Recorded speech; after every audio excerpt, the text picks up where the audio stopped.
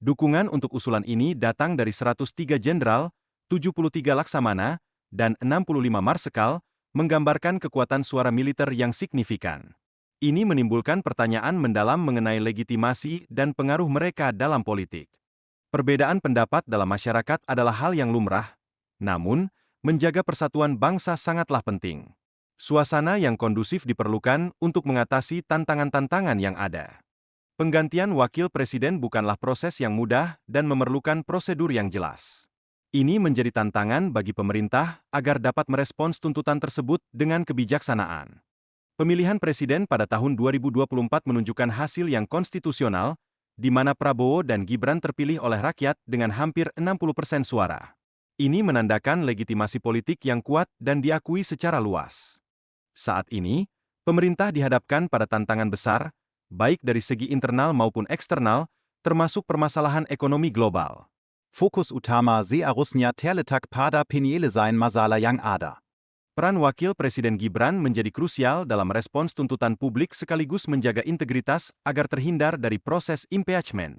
Rincian ini menjadi perhatian utama dalam situasi politik yang sedang berlangsung.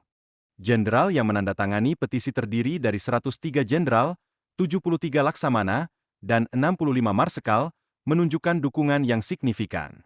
Mereka menyampaikan aspirasi yang telah dipertimbangkan dengan matang. Proses pemecatan presiden dan wakil presiden diatur oleh konstitusi, memungkinkan pemecatan di tengah masa jabatan. Ini menjadi penting dalam konteks penilaian terhadap tindakan Gibran. Dalam pasal 7A, dua kategori pelanggaran yang dapat menyebabkan pemecatan diatur, termasuk tindakan yang merugikan negara dan perilaku tidak terhormat. Ini menjadi titik penting untuk mengevaluasi Gibran. Kelayakan pendidikan menjadi syarat utama untuk mencalonkan diri sebagai presiden. Jika syarat ini tidak dipenuhi, maka dapat memengaruhi proses impeachment yang mungkin terjadi. Kondisi fisik dan mental calon juga menjadi pertimbangan penting. Calon yang tidak berada dalam keadaan baik dapat berdampak negatif pada kinerjanya sebagai presiden. Peran politik dan hukum dalam proses pemecatan calon presiden sangatlah kompleks. Dukungan mayoritas dari anggota DPR diperlukan agar proses ini dapat dilanjutkan. Pengawasan terhadap perusahaan tambang asing sangat penting untuk memastikan bahwa sumber daya alam dikelola demi kepentingan rakyat, bukan hanya untuk keuntungan elit politik. Tantangan dalam pengelolaan tenaga kerja asing, terutama pekerja asal Cina, dapat menimbulkan konsekuensi ekonomi dan politik internasional bagi Indonesia yang harus diperhatikan.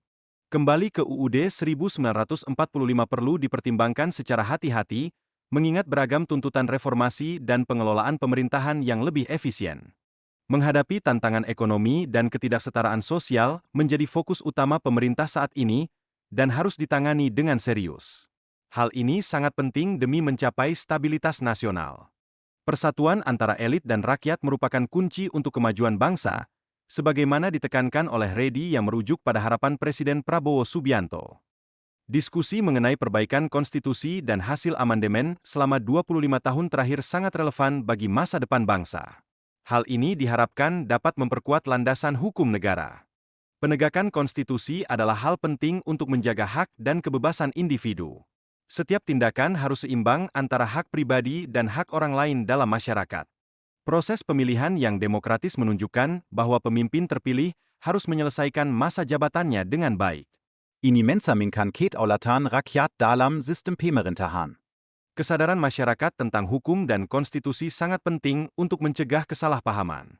Kesadaran hukum dapat membantu menjaga stabilitas dan ketertiban dalam negara.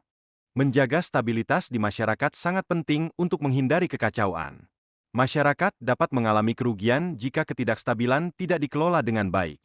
Reformasi lahir dari kondisi faktual yang ingin memperbaiki kehidupan nasional.